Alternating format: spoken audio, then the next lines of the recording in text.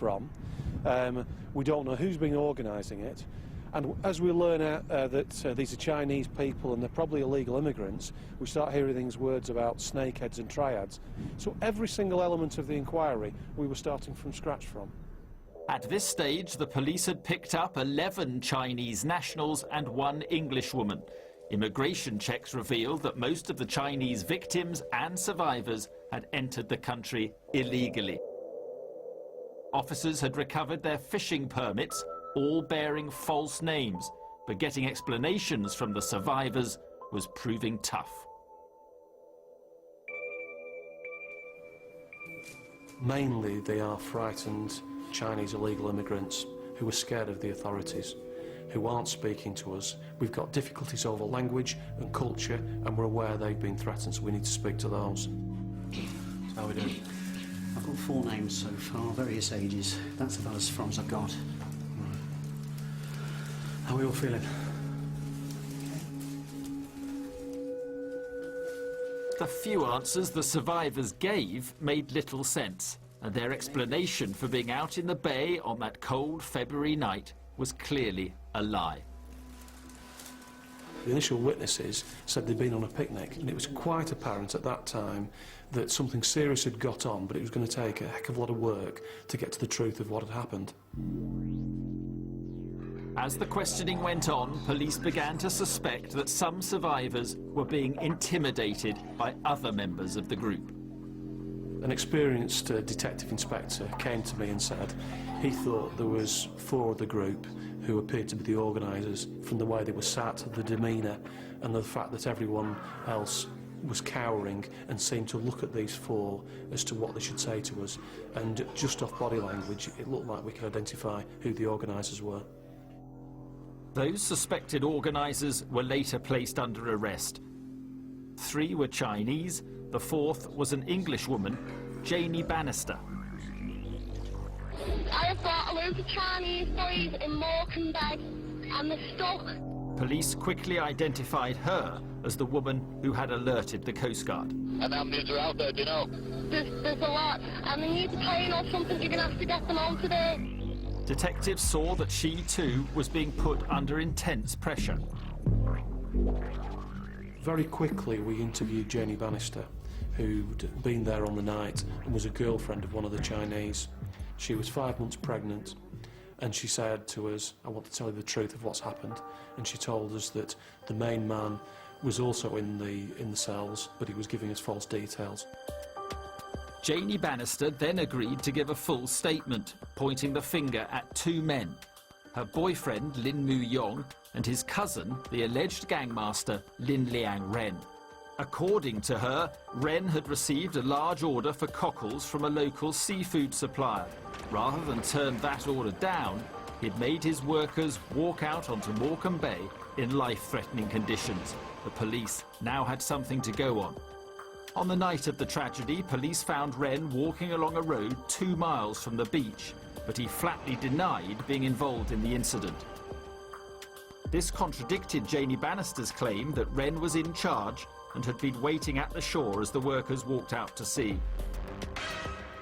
The police believed Janie, who they no longer suspected of any wrongdoing, but hers was a lone voice. All the other survivors backed Ren's version of events.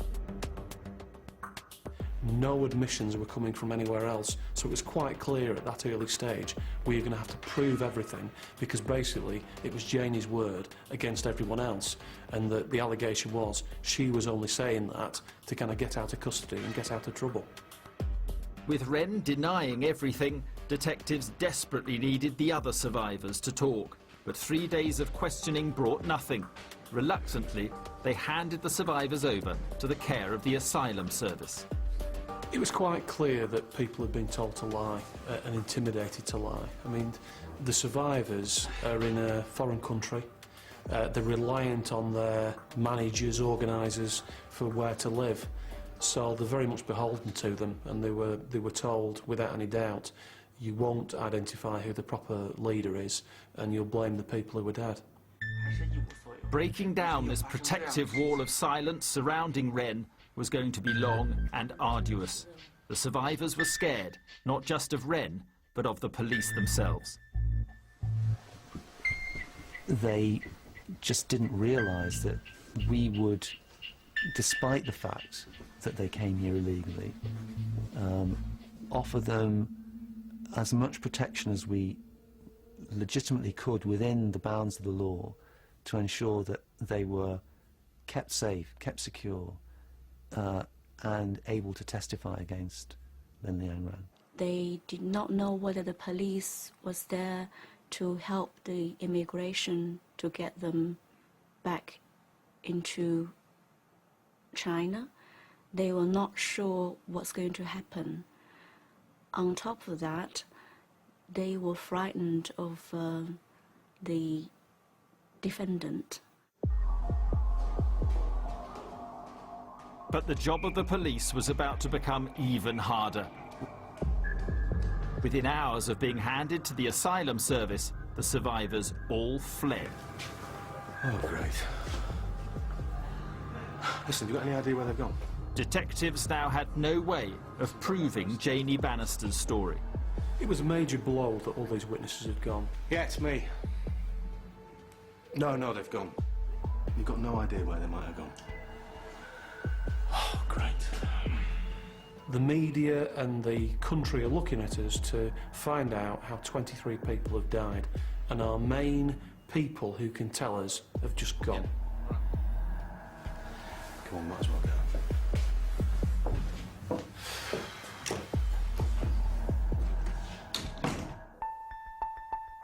It was the crucial part of the inquiry that we traced these witnesses again, and we got their assistance, and they told us the truth.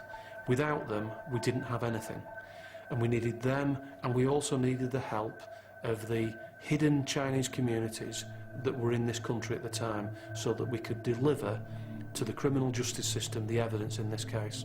First of all, the witnesses, those surviving witnesses, some of them gave what were patently false accounts of what had gone on. Then almost immediately after the event, some of those witnesses disappeared. So we had a case that, on the one hand, appeared to be contradictory, and then before our eyes was disappearing. So it looked, I have to say, very unpromising. Tracking down the survivors wasn't going to be easy. As illegal immigrants, they were used to living life under the radar of the authorities. Police dispatched officers to London's Chinatown and to other Chinese communities across the UK. They also issued appeals through the Chinese media.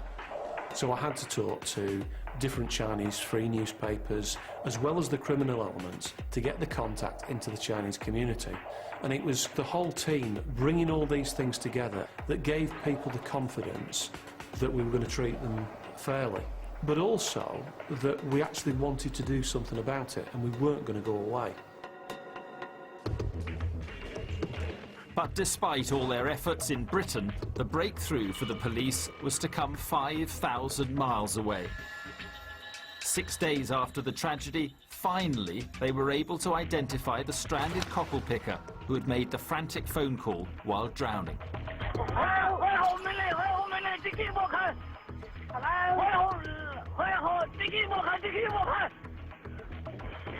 Hello, this is the police. Where are you? A newspaper published a front-page picture of the man's family holding up his photograph. His name was Guo Bin Long. He'd arrived in Britain 12 months earlier. The truck driver had left behind a wife, a son, and an adoptive daughter, hoping to make enough money to give them a better life. But those dreams had ended on Morecambe Sands on February the 5th, 2004. That night, as well as calling the emergency services, he'd also phoned his family. We were all still asleep except for his parents. They were up. He said that he is now in great danger and he was asking his mother to pray for him. He didn't give any details. He just said, "I am in the sea now and the water is up to my neck. Pray for me." And then the sound disappeared. His mother then came and woke us up and we started to pray for him while waiting for his phone call, but nothing came. The identification of Guo Bin Long helped the authorities discover the names of other victims. And one by one, their tragic stories also emerged. The more we investigated the background and circumstances of the people that had been killed, these were people with wives, with husbands, with children, that there were orphans now in China as a consequence of this. Xu Bing was one of those orphans. His father had left home 6 years earlier. His mother had travelled to Britain to be reunited with him just 2 weeks before. This photograph of the couple was taken at Morecambe Bay by one of the survivors of the tragedy. They'd called their son only hours before they died.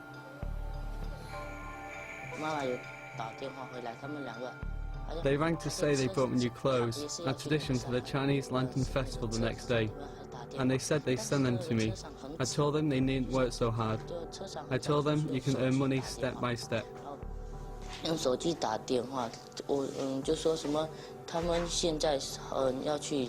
Many of the other victims were also breadwinners. Their deaths had plunged their families into even deeper poverty, making the authorities in Britain even more determined to prosecute those responsible. I think the whole of the legal team, and certainly the investigative team, what we felt was, if this was my son, my daughter, no matter what they'd done, I'd want justice for them. And that's how we felt. We wanted to achieve justice not only for the people who lost their lives, but also for their families. In the months following the Morecambe Bay tragedy, police gradually managed to identify most of the 23 dead cockle pickers, men and women, all aged between 18 and 45. But if they were going to get justice for their families, they still needed to track down the survivors and persuade them to testify against the alleged gangmaster, Lin Liang Ren.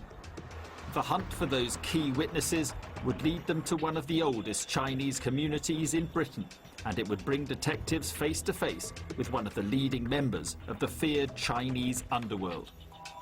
It was a rather bizarre conversation, because it was one of those conversations of, I know that you know that I know what you're doing, but I want your help.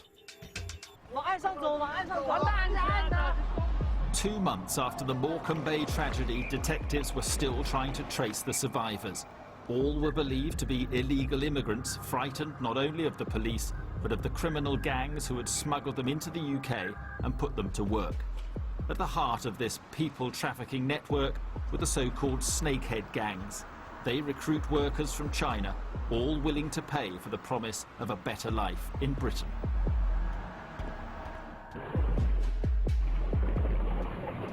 If you pay about £15,000, you'll come over a land route from China through the Ukraine, through to mainland Europe, and then probably end up in the back of a wagon being transported through the Channel Tunnel, and you come into this country. And that when you get here, there are job opportunities in the restaurant trade, massage parlours, or picking food. And it's a business that is so well organised.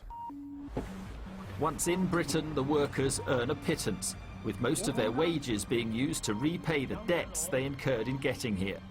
Morecambe Bay victim Guo Bin Long had barely enough money left to feed himself.